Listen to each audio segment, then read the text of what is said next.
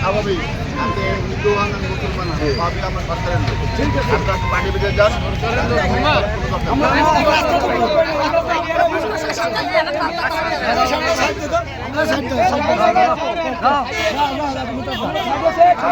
করবেন না। আপনি কিন্তু পার্টি ভিতরে যান ভালো হবে যাচ্ছি স্যার। তো যান হিন্দু লোক তারা মিন করেন আপনি আমি হিন্দু, আমি এমপির লোক, এই জন্য আমি আসছি। 10% লোকজন হিন্দু তো আমি এমপির সঙ্গে কথা বলে এখানে আসছি।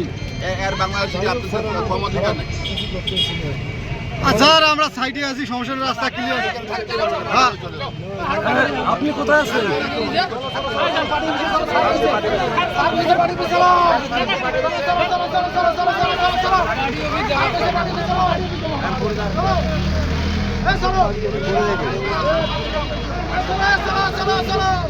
যাও